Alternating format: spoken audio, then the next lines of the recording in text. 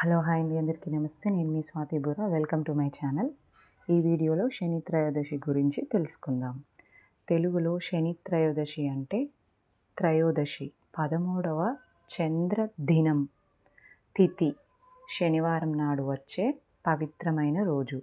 ఈ రోజును శనిదేవుడికి ఎంతో ప్రీతికరమైనదిగా భావిస్తారు. శని త్రయోదశి నాడు శనిదేవుణ్ణి పూజించడం ద్వారా శని దోషాలు తొలగి శనిదేవుని అనుగ్రహం లభిస్తుందని నమ్ముతారు.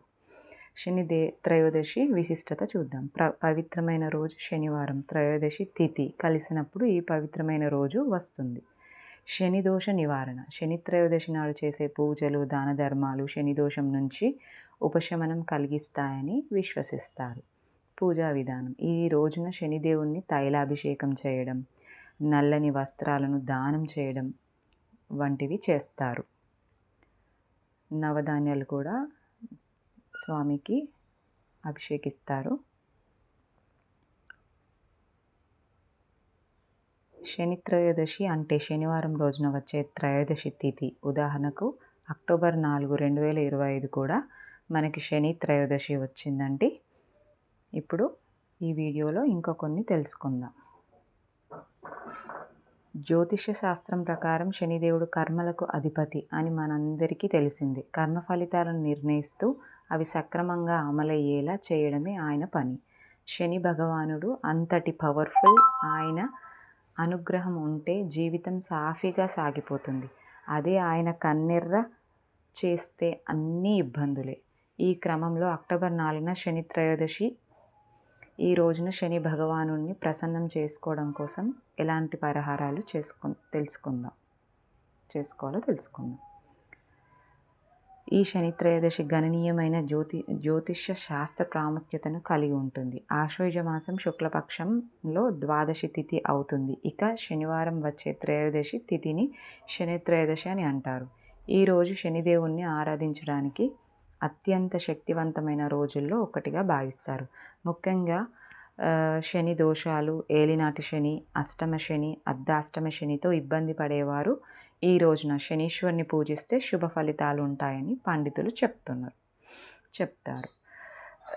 ఈ సందర్భంగా శని త్రయోదశి రోజున ఎలాంటి పూజలు చేయాలి, ఏ పరిహారాలు పాటించాలో ఇప్పుడు తెలుసుకుందాం. శనివారం అక్టోబర్ 4, 2025 సాయంత్రం 5:09 త్రయోదశి తిథి ప్రారంభమవుతుంది. మరుసటి రోజు అక్టోబర్ 5వ తేదీ మధ్యాహ్నం 3:03 వరకు ఈ తిథి ముగుస్తుంది. ఈ నేపథ్యంలో అక్టోబర్ 4వ తేదీ శనివారం సాయంత్రం 6:03 నుండి రాత్రి 8:30 వరకు ప్రదోష పూజకు అనుకూల సమయంగా ఉంటుంది. ఈ సమయంలో శనీశ్వరుడికి పూజలు చేయడం చాలా మంచిదని పండితులు చెప్తున్నారు. పరిహారాలు ఏంటో చూద్దాం. నువ్వుల నూనెతో అభిషేకం చేయడం శుభప్రదం. ఇంటి దగ్గరలో ఉన్న గుడిలో శని భగవానుడి ఎదుట నువ్వుల నూనె దీపారాధన చేయడం, నల్లని వస్త్రాలు, మినుములు వంటివి దానం చేయడం మంచిది. నల్ల నువ్వులు, బెల్లం కలిసిన పదార్థాలను నైవేద్యంగా సమర్పించడం, పేదలకు వస్త్రదానం, అన్నదానం చేయడం కూడా విశేషమైన పుణ్య ఫలాన్ని ఇస్తుంది. అన్నిటికంటే ముఖ్యమైనది ప్రదోషకాలంలో శివుడికి అభిషేకం చేయడం అత్యంత శుభప్రదం. ఈ వీడియో కనుక ఇంకొకటి అలాగే శని త్రయోదశి రోజు రావి చెట్టు దగ్గర నువ్వుల నూనెతో దీపారాధన చేసి 11 ప్రదక్షిణలు చేస్తే శని దోషం నుంచి విముక్తి లభిస్తుంది. అంతేకాకుండా శని త్రయోదశి రోజున శనీశ్వరుని ప్రసన్నం చేసుకోవడానికి ఓం సంచరాయ నమః, ఓం శ్రీ శనీశ్వరాయ నమః మంత్రాలను కూడా పఠించవచ్చు. కాలభైరుడు నల్ల కుక్కకి ఆహారం తినిపించాలి. ఇలా చేయడం వల్ల శని దోషాలు తొలగిపోవడమే కాకుండా ప్రతికూల శక్తుల ప్రభావం తగ్గి జీవితం ఆనందం, శ్రేయస్సు కలుగుతాయని విశ్వాసం. థ్యాంక్ యూ అండి. ఈ వీడియో కనుక నచ్చినట్లయితే subscribe to my channel. Thank you.